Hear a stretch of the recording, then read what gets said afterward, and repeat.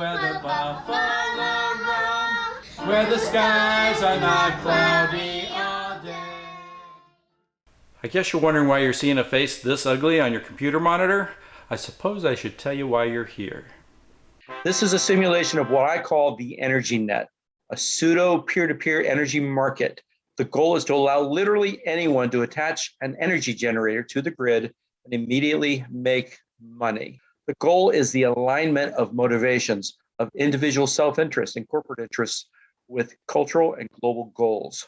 The motivational psychology must be right for this to succeed. It parallels the development of the internet from infancy to a global network that serves 2/3 of the world's population today. The effect will be to accommodate and motivate a radical increase in solar or other renewable energy worldwide. In short, if the goal is to meet the UN Climate Change Conference criteria for the reduction of CO2 emissions, then we are solving that problem, not mitigating it, not contributing to the solution. We are solving it. Okay, so what are my qualifications? I have a master's degree in engineering, a master's in international business. I spent 12 years with the Central Intelligence Agency, half the time running ops overseas, the other half developing equipment and analytical systems. Today, I run a marketing company, and pardon my boasting, I guarantee you I know more about mass psychology than any university professor you've ever met. So let's take a look at the simulation. It's an autonomous agent-based simulation, meaning that each of the actors in the simulation makes its own decisions from its own rules based on the stimuli from the environment. First, on the left, you see the status of 5 consumers who bid for the energy from the individual producers. Those consumers might be factories or malls or perhaps just resellers of the energy they bid for, supplying to their own customer base. On the map, the small blocks are producers, the larger ones are consumers. Producers have an offer price. The consumers keep bidding higher until they have enough energy to meet their needs. Each producer has solar panels and batteries. The offer prices are different for the two since the cost of storing energy and providing it back through the batteries is higher. When no offers have been accepted, the energy produced is stored in the batteries for later sale at a higher price. Communications will normally be over the internet and secondarily over the power lines themselves. That's a technology that already exists. Note that the network nature of this is such that when breakages happen, the network pieces can function independently.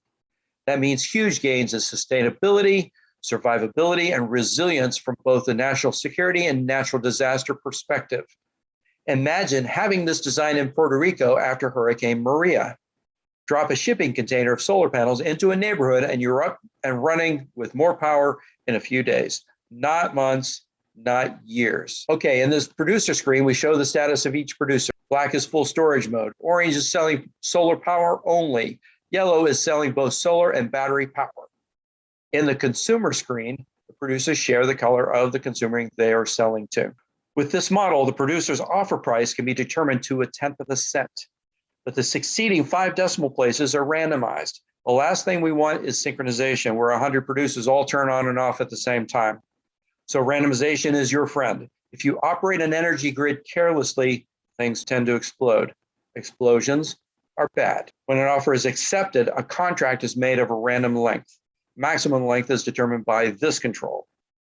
Making the contract short means the system can react quickly, but it also means a great deal of switching at the producer side. The line cost is hugely important. Lines cost money, and just like the internet, those lines have to be paid for. Right now, the cost of the lines is very low. So you see the producer colors are diverse across the map and bid prices are relatively low. Watch what happens when we raise the cost of transmission. Now you see that producers are selling much closer to the consumers, as expected.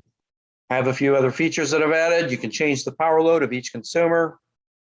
I have simulations of the duck curve, which is the time in the evening when solar power starts to turn off and power demand goes up, battery power kicks in. This is a major source of heartburn for solar energy around the world.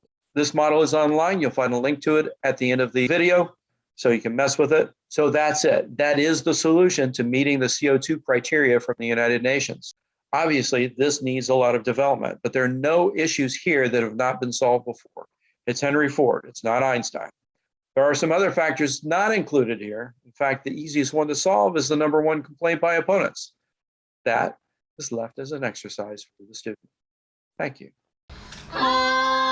home on the range, where the deer and the antelope play, where seldom is heard a discouraging word, where the skies are not cloudy